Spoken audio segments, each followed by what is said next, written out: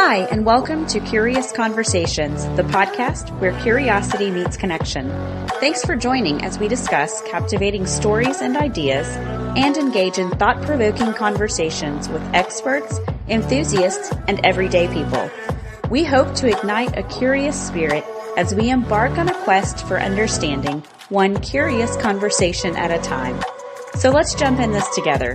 Welcome to the world of Curious Conversations.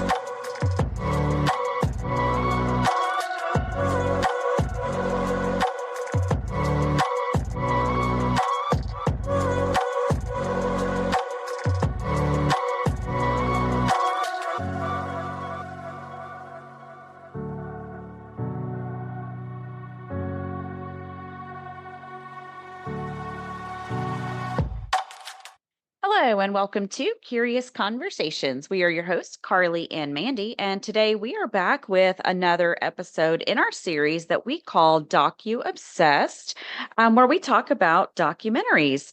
And today we're actually talking about a docu-series, which I love, but this one's titled Don't Pick Up the Phone, which we both kind of agreed that that might not have been the best title.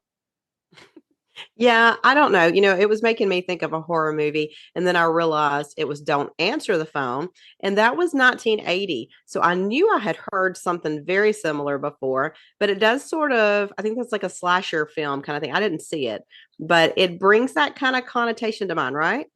Yeah, that was definitely whenever you mentioned it, I had already seen the documentary. But I was like, oh, okay, that must be like a spooky, somebody was murdered, just something. That's what came to mind. But that wasn't it. Yeah, I kind of had some issues with the name, but when I thought about other names for it, I thought, well, there's so many things that would give that away. And they don't want that in the title. So I guess maybe we don't know and they know. I don't know. Yeah. I mean, they're obviously doing something right. They're on Netflix. You know, Yeah. I did sort of think, no, I think that when I thought of titles, I thought of, well, you should have used the word prank or hoax. But I guess that would have, kicked it off with like that surprise element, totally ruined. And which, by the way, we may do a little bit today. So if you haven't watched it and you're worried about spoilers, hit pause, go binge watch that 3 episode series, and then hop back on here for our spin on it. Yeah, absolutely. Well, there's a lot of angles. So I know we're not going to cover all of them anyway, because this thing kind of blew my mind the first time I saw it. I've seen it like 3 times now, actually, because I watched it a couple of other times with different people. So, but yeah, it was just like, now what? Exactly. And I think that's why I liked it so much. Yeah. Yeah. You couldn't, it was like hard to believe. They say, truth is stranger than fiction. And this is like, yeah, this is the epitome of that. Exactly. Well, okay. So now we've really gotta dive into it because I'm sure everyone is as curious as I was the first time I watched it on the edge of my seat, and the second time I watched it was a little bit later. So again, I was on the edge of my seat going, "What now? What happens? I can't remember." But before we do that, we want to really kick us off with our curious dish. And this is the part of our show where we dish about the most curious thing that we've seen this week. So Mandy, you want to get that started? Oh my gosh. Okay, so maybe this isn't weird to anybody else, but so we go on a lot of motorcycle rides and you see things for some reason you see them a little bit more than you do in a car because you just got like this, whole view, panoramic view of everything and you're noticing things along the way. And so I'm seeing this younger couple like I don't know, somewhere in their 20s and they're kind of, trudging up this hill and the guy's shirtless. They look like maybe they came from the lake because we were in that area and completely able bodied. And then as they get a little closer into view, I see they've got a wheelchair they're pushing. And I'm like, oh, okay, they're pushing somebody up to the store. And then when they get up the hill all the way and coming towards me, I realize it's a dog. It's a dog in that wheelchair. Just sitting upright. I think it was a black lab and it was sitting straight, but it was not a carrier. and it was not wounded that I could tell. So I don't know if they were like, well, you know how people like to take their dogs, usually small dogs, around, and they were like, hey, we can do this with Bubba. I don't know because it's a big dog. And they're like, but we don't have a stroller. Well, what about grandma? She's laying down right now. I don't know what's going on there, but they look like it was completely normal. Let's just borrow this from grandma. She won't need it. She won't need it right now. She said it's fine. Oh, I love that. And I love that you just named that dog Bubba. It's a big dog. That is fantastic. Yeah. Yep. So I always kind of chuckle a little bit with the people that push their dogs around. I figure dogs probably need some exercise too, but I don't know. Yeah, well, they were being resourceful, I guess. And they said, hey, it's not just for the little dogs. We've got a dog here that wants to ride. I love it. Well, okay, so mine is it's actually a news article that came up on my phone. I get alerts for some pretty weird stuff, but this one, a lot of them the title is clickbait and you're just like, well, I gotta know now. But this one came across and it just said that American Idol finalists are dying at an alarming rate. And I thought, all right, need to check that out. So I did. And it is very curious, tragic, but curious. So someone pulled a full list of like the American Idol stars um, that had been on the show and made it through, that original audition. And they discovered that 8 top 12 finalists, uh, one third place finisher, and a runner up on the show had all died since their appearance on the show. What? Yeah, and the majority of it being in season 5 and 7. Those seem to be like the particularly cursed seasons for some reason. So there was 21 seasons total. So it's 252 top 12 finalists and 8 have died. So that doesn't seem like a lot, but when you put it in percentage, the average death rate of Americans in the age range of those contestants, which was 15 to 54, um, and this was stats from the year 2020, it was 0.5%. But if you take those American Idol finalists, that death rate percentage was 3.2%, which is way, way above what the national average was. Oh my gosh. I thought that was really strange. Um, so 4 of the contestants, it was a car accident. Several of them were really just freak things that happen, heart attack or brain aneurysm. So they weren't all drug and alcohol related, like some might speculate from the music pop scene. It was they're just random. Isn't that high? That's a high number. Okay, so that's weird, but it does make me think. So some people believe your destiny is your destiny, no matter what. And Sure. then there's the belief that every single thing you do tweaks that and turns that. Some a bigger turn, and then some the dials just shifted a little bit. And you wonder if you get involved with something like that, you just take like the mediocre day-to-day things of what your schedule's like. Maybe you're Yeah. hurrying around more. Maybe you've added more to your plate. Maybe you're not paying attention as much. That would be an interesting study, like a detailed study in how people respond to things. You hear the big things, like people get that overnight, famous, or they win money, or these kind of things, and how that affects with like a punch. But this slow, maybe just a little bit of the dial. What does that look like? Yeah. I think that's very interesting. And I discovered one particular case which kind of plays into what you're saying. So this, you hear of people who win the lottery and they just can't handle it because they're not, they didn't earn it. They didn't come to it slowly so that they could, regulate themselves to what that looked like. And it's overwhelming and they just can't deal with it. Um, there was actually one death related to American Idol, but it was not from a finalist. This was a 30-year-old female contestant who was found dead in her car, and her car was parked very close to Paula Abdul's home. Paula Abdul was a Hmm. judge on Mhm. American Idol. And it turned out that the woman was just infatuated with Abdul. Oh, And there were CDs and pictures of her found in the car with her. Um, and her family spoke out about her obsession later on. But she had gone on the show and auditioned. And, some of those auditions, you wonder if they're a joke or, um, right. they're just overtly bad or, just really funny and the judges laugh it off and joke along with it.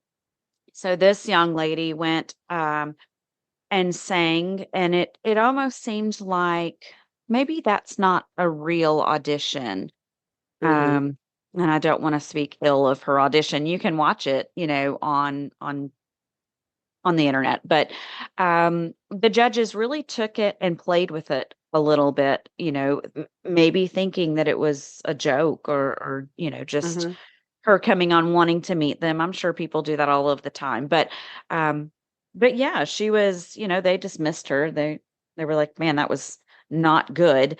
And even Paula Abdul was it was a little rough in the way she responded, but I think it kind of broke her, and it ended up being suicide. That is what she died from. She overdosed on some pills and she was just mentally unstable, but you never know who you're talking to or what they're dealing with.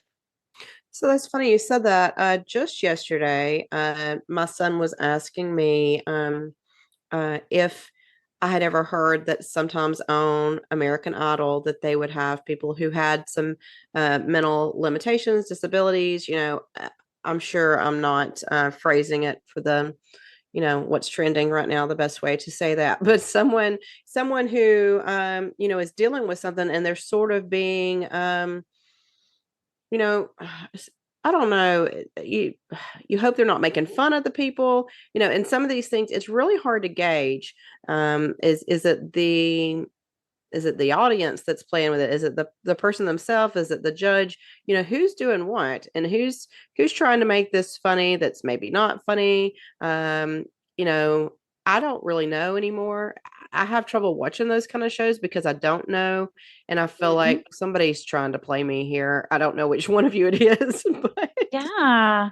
Yeah, that's exactly right. Everyone that goes on is vetted ahead of time.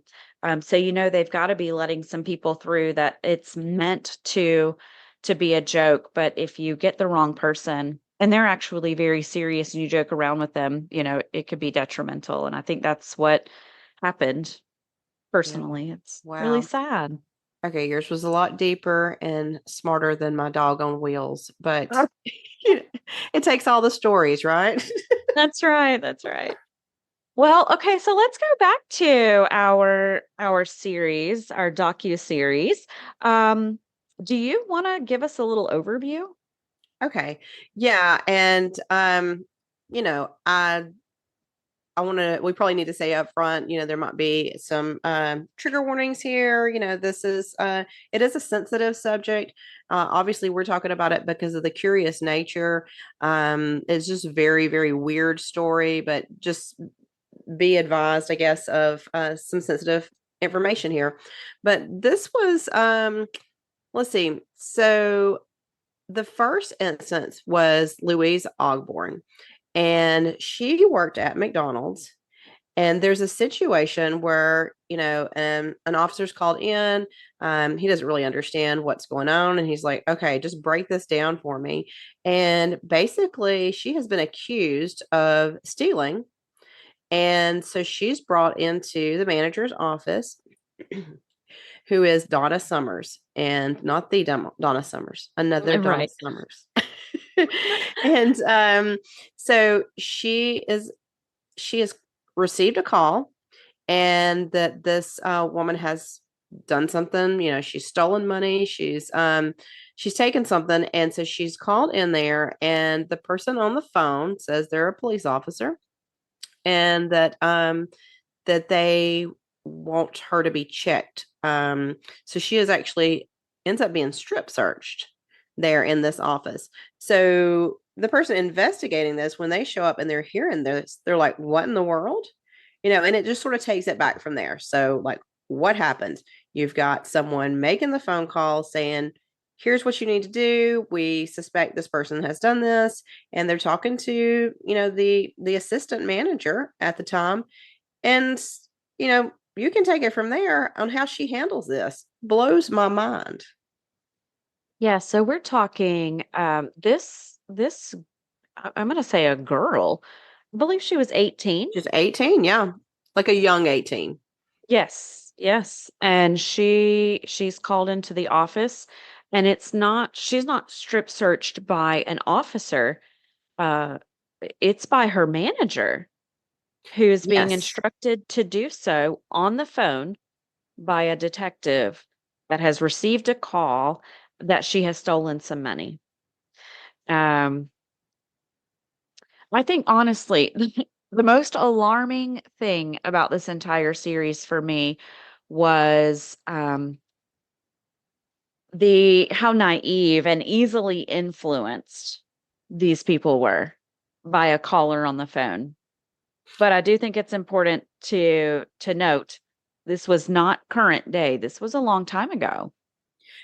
Yeah. So I kept breaking this thing down, each segment. So, you start with it's Buddy Stump, if you can believe this name. I mean, that's quite the name. And he's quite a character too. But so he's the detective called in and he's kind of trying to figure out what's happened here. So you're experiencing it, it's like step by step. And so, this teenage employee is called back. Oh, and it's awful because she was like working extra, like to do a favor. I'm like, Yes, bless her heart. She golly. had picked up a shift to help someone else. And Yeah. I think she was working to earn money to help her family out of a tough situation too. So Yes. she's a good kid. Yes, she was good and naive, and she talks about that. But so she's called back, and the manager, is talking to this officer on the phone and saying, I guess she's like, okay, I'll do what you tell me to do. Which, what would you do if you get, Ugh. not now, but you think back, 20 years ago when we weren't so suspicious of everything. Um, because I'm still thinking that to go that far, maybe you would believe it's an officer and you might do something, reprimand or something based on that call. What do you think about this, Carly, when you get into talk of strip search? I did kind of look up some statistics because I started to think, gosh, there are a lot of scams that go around, and we're so much more familiar now with them than they would have been, in the 80s and the 90s. And, this guy was using a payphone and calling cards. That's how old this case is. Um, but, I was kind of digging around going, how many people actually fall prey to these? It's 21 million adults in the US who have been victimized, and I mean by a major scam. And that's one where they were tricked, pulled in, and personally, victimized. And most of those are financial. Um, so you can see like, okay, there's the financial gain on the other side of it. There was no financial gain in this. This was someone who was very twisted, and spoke authoritatively on the phone and had these managers completely, the wool pulled over their eyes. I mean, they truly believed they were talking to an officer of the law. Yeah, so you're at work. Things are busy. They talked about it being a busy time, and that's why Louise had stayed after. So, it's busy. You take this call, and they're not only authoritative, but they're also calm. So it's not something overboard. It's not an over response to where it seems like, I don't know. It just seems very level headed, very sure. And, in thinking about them being busy, how much was the manager thinking, oh gosh, I got to get back out there? Maybe her mind is like we were just talking about before. You take those little bitty things that tweaks the situation. So she's listening, she's believing this call, and she's following orders, Mhm. never knowing that this is not legit. And so when she's after she's done the strip search, it's funny because you can see that this Donna Summers, she's not seeming like a bad guy, She's not seeming predatory or anything. She's literally just took the call and was like, well, I guess this is what I have to do. Yeah, she was kind of in and out of the room trying to run a restaurant during a busy, time of day. And you can this little girl, you watch her and it's heart-wrenching. You can see her go in and this is not just a quick 5-10 minute call. We're talking hours. So this guy, this caller really took his time and built up this entire story. And it started off with, "We'll check her pockets." Well, that's easy. That's a normal thing a manager would do is, "Do you mind emptying out your pockets?" Um, but he just kept pressing and pressing, and I think that the amount of time that he spent may have helped him, it played in his favor, also being very busy, the restaurant, the manager being in and out. She was probably just like, "Yeah, whatever you need. Okay, I gotta, I need to go."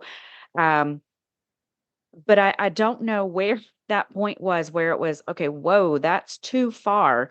Having this young girl take her clothes off was definitely too far, but it did not stop there.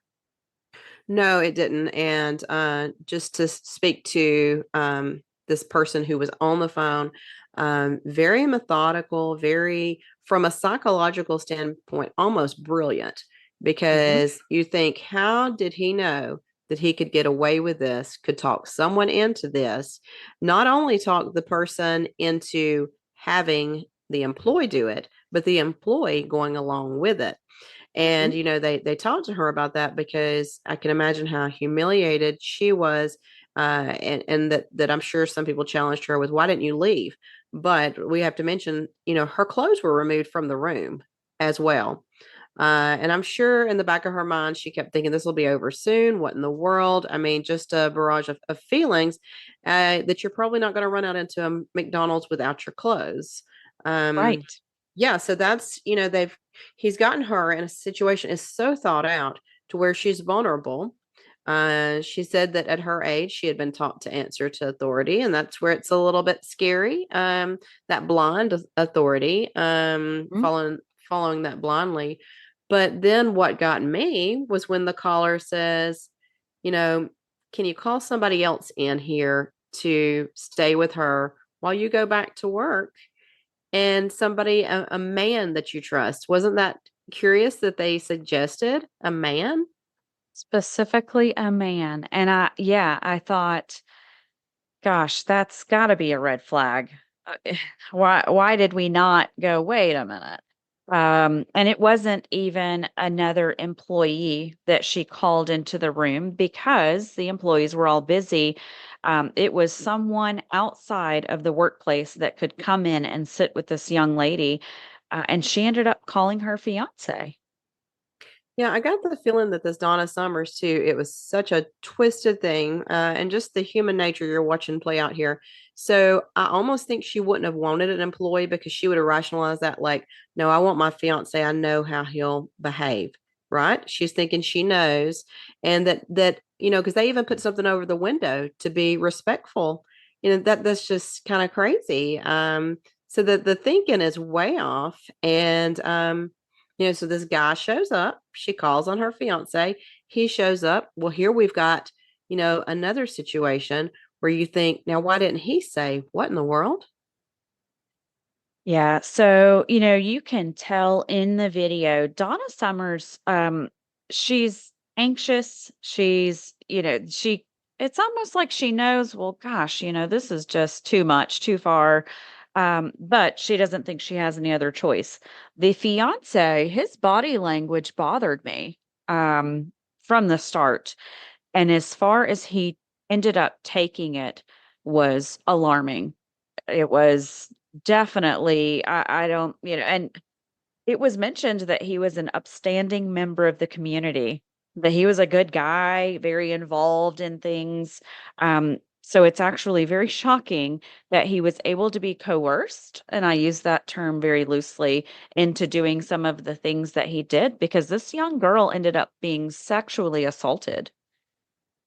Yeah, it's hard to watch because at times you're watching the actual footage because there was a camera going the whole time.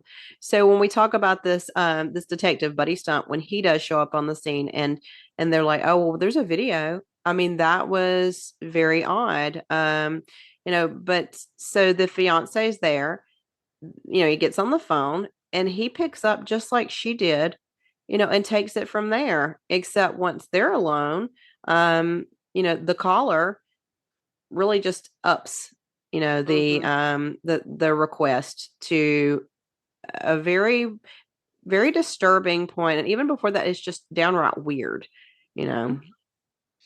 There was a mention, and I honestly, it's just too uncomfortable to talk about, so I won't get into the details. But there's a mention of how money would cause a green residue if it touched the body and there was any moisture, sweat, things like that.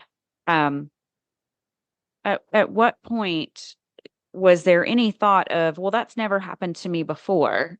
You know, I don't know how we fell so prey to something. But this is a long time ago, and we weren't on edge about scammers and hoaxes. And I think that that's just exactly what it was. Is there That's not where their mindset was. I feel like now we go through life and, it's okay.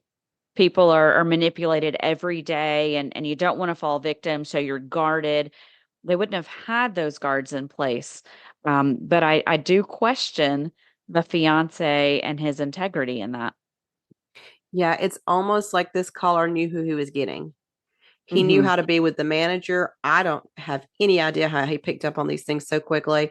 But then he knew how he could be with the fiance, which is, I don't know if he just took a wild chance or if he was really reading this guy that quickly, because there's people who can do that, because there's been scams throughout eternity, and Hmm. you had traveling salesmen back in the day, and like the whole snake oil kind of thing that you think of, and carnivals and stuff who would just skip out in the night, and that would have been really quick interaction.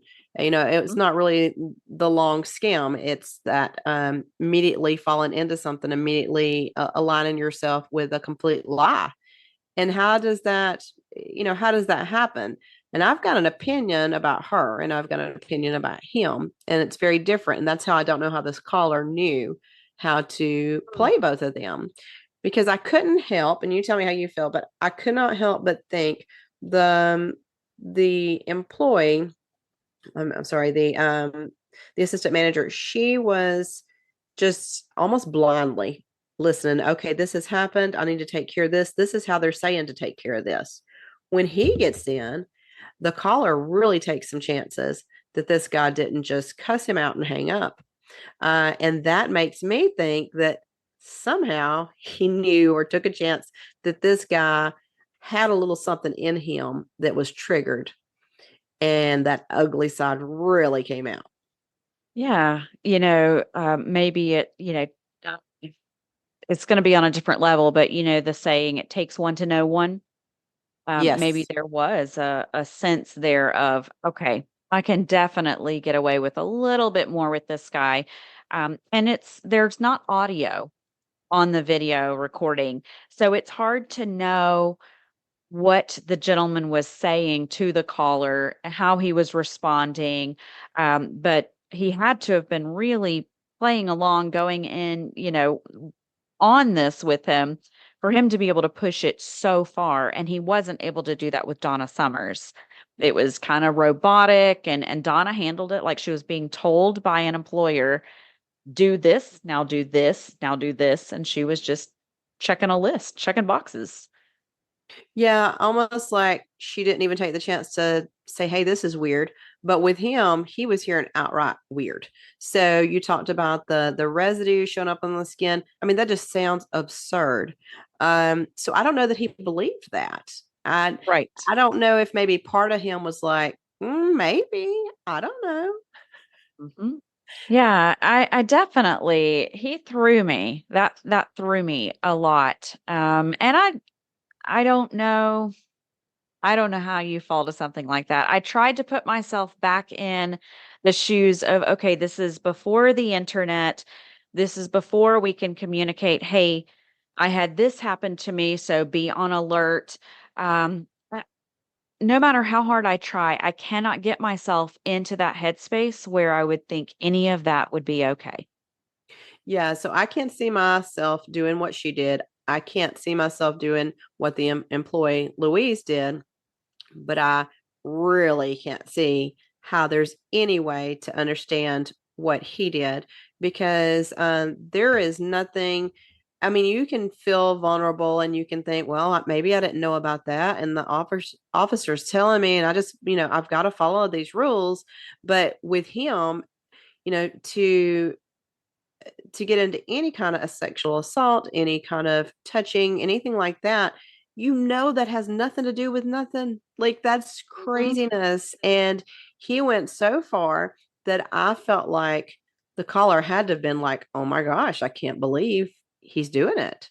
Yeah, yeah, yeah, Ah, absolutely. I do think there can be a state of panic and chaos where our brain just kind of stops functioning in its highest capacity. And so, there was definitely probably a little bit of that at the beginning. But for this to go on for hours, it's just very shocking to me. But we did find out in the series that this was not the caller's first rodeo. no, that was what was so that's the extra crazy. I mean, just what a wild story. So you've got this investigator again, and so he is he's doing his research, he's finding out that this traveled, gosh, I don't want to give all the things away, but it went to a lot of different states. And so he's just on the phone making these calls, and it really is just chance. That's what killed me. He did not know these people. So he was just taking a chance to know how they would respond, and how many calls did he make where the people just hung up. And then but he's going, it's widespread. And in the end, you find out just how many places he's called. It's not just McDonald's. And they talk about several different fast food and even Applebee's. So you get those experiences from some of the other people too. You get to hear their firsthand account. And just as weird, Mhm. people across the country are, uh, you know, listening and taking taking this on like it's something that they've got to do, that it's important that they do, and it's either more sexual assault or just weird inappropriate things. And when they start naming those things, like over in, they name off a state, a young employee is called in, there were underage employees, Mhm. and I'm thinking, gosh, weren't they extra cautious? I know people are today, you know? Yeah, I did kind of see a pattern, and I think they mentioned it. It was a lot of small towns, um, you know, not big cities. And I think a lot of that is word doesn't spread as quickly about things like that. Things like that just they don't happen in smaller towns. It was oh, well, nothing's ever happened here. And so you don't have that talk on the street of, gosh, this is what you have to look out for. And I think that was all very intentional on the part of the caller. I think Oh, you yeah. picked those smaller areas that may not be as connected to the rest of the world, and then you're able to find victims in several different establishments all over the place because there's no communication there. We don't have the internet where you can just go on Facebook or Concerned Citizens and, hey, watch out for this. No one knew to look for it, even there were a couple of detectives working on what they thought were silo cases, um, but they were connected by this caller, and they just didn't have any idea that there were other parts of the world that were dealing with the same thing. Yeah, and someone ends up in this first case, or what we know to be the first case, that is the main case in this series. Someone intercepts that call and stops the situation, and everybody then learns it's a hoax. And they talk about this fiance of the manager, sort of fleeing.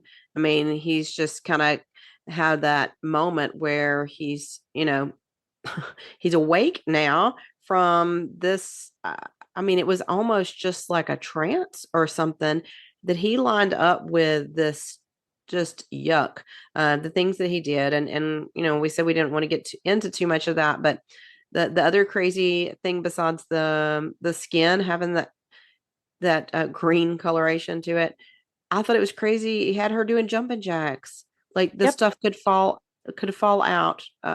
Hmm. He didn't think that. Surely to goodness he did not think that. Right. And I think it was like what, $50. So It was a $50 bill. yeah. So Hmm. does that make sense in any way? It does not. And why would anybody go to those links? To what policeman would go to those links to come up with $50? That is Hmm. just, nothing about it rings true. And so this guy goes so far that we don't even want to voice all of this, but it is absolutely shocking. He is just like, oh gosh, I guess what did I do? I'm supposed to be an upstanding citizen. Can't imagine what his fiance is thinking. But they're all just in a daze, like, oh, we've been tricked. Could you imagine? Yeah. And then they're all in trouble. It Yeah. wasn't the caller. They couldn't find the caller. They couldn't trace it. It wasn't like it is today where you can find where a cell phone pinged. It was very difficult for them, to handle the case because they couldn't track down the guy who had caused all of this to happen. But then too, I mean, what is he to be charged with? He said to do something and someone fell in and did it. So the person that is actually in the eyes of law enforcement are the two people in the office that caused the mess by listening to the caller. It was a mess. Oh, yeah, it was a mess. And like we say, the fact that it branched out so far in so many different situations. And, you hear of hoaxes, you hear of these kind of things of people being tricked a small or a large level, especially in the past, but to the point of where they committed a crime. They've done something that maybe wouldn't have been in their normal nature. Now, I think it might have been in his, and yet this was a chance to, it's almost like he had permission, like, well, Yes. the officer told me I had to do this. Very interesting how that specific case, I just thought, no, this guy, he had a chance, and maybe he didn't even know that was in him. They said he was an upstanding citizen and all, like worked with children and stuff. And you know, the investigator who came on this, he was just, really surprised that this guy had done this. Yep. Yeah. And I think, gosh, I don't know who participated willingly to what extent, but I do know that that day, three lives were utterly destroyed. I mean, changed forever. And this poor girl, it ended up being, I think it was a maintenance man that came onto the Yep. scene. He was just showing up for work, went in the office and said, "Stop. What are you doing?" Yep. He gets on the phone with the guys like, this isn't real. Um, you know, it makes you think, hey, I'm not an officer. I don't have those rights. Don't ask me to do anything. I think that they were playing on that female role, a protective kind of thing, like, I can come do it, or if you want to do it. So I think in the beginning, she thought she was doing her a favor, which Yes. is a little, I don't know. It's a whole lot of psychology going on here. I can tell you that.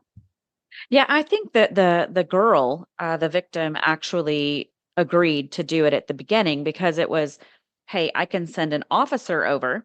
and he can do it, or you can do it for us and you know, put up a sheet of paper to block the window so it's private.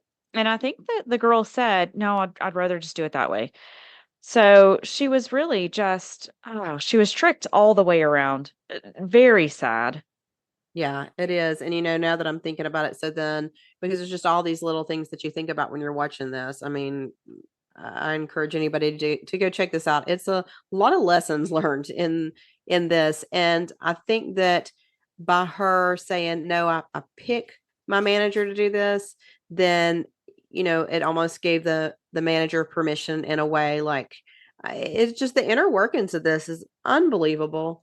Um, and then it all comes together, and we don't want to ruin that for anybody who wants to watch, but it's all comes down to one location.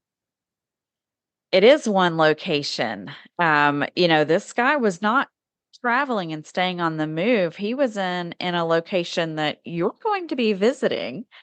Yep. Um, yeah, and by the time this comes out, you will have been there and maybe you can do a little snooping and take some photos for us and we can put those on social media.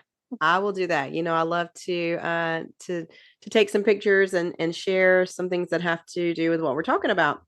So I'll absolutely do that. And so yeah, we'll have to have that on here, beforehand. But it was interesting to me that, when it does come down to it, it's like, oh, one place, one guy, wow. And he And branched out.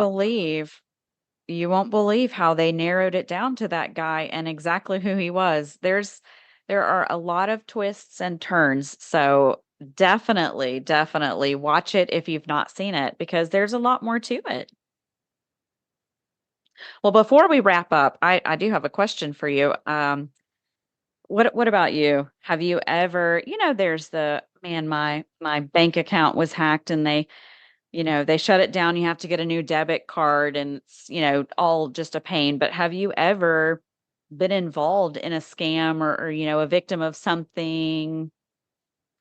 Yes. Okay. So, and it's, I won't name a company, but anybody in the 90s would know of this company, that it wasn't a scam like what would have hit the headlines, but it was a company that uh, reeled people in. You really had to work yourself silly for it, and it's the whole pyramid scheme. You remember the pyramid schemes back in the day? Oh That was, yeah. and I can hear still in my head how I defended, promoted, and I was young.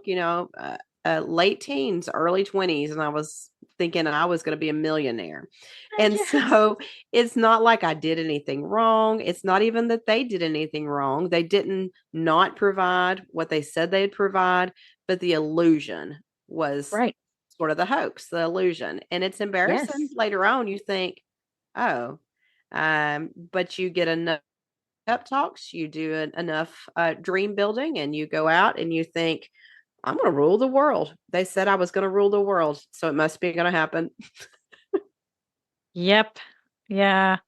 I may have gotten wrapped up in one or two of those Yeah. back in the day. Yeah, it gives you a yuck feeling, but I didn't do anything wrong to anybody. I can tell you that. Right. Well, I will say you know, I have in my possession a couple of large sum checks. And I'll tell you where I got them. They were sent to me FedEx or UPS secured mail, but my fiance and we were selling a converted camper van and automatically started getting those phone calls of I want to buy, you know, your camper. But I need someone else to pick it up. So I'm going to send a transporter. So I'm going to send you a check. You know, I need you to cash it, pay the transporter, and then keep the rest. We're going to throw in a little, you know, a few extra $1,000 for a thank you for paying our transporter and getting that all taken care of.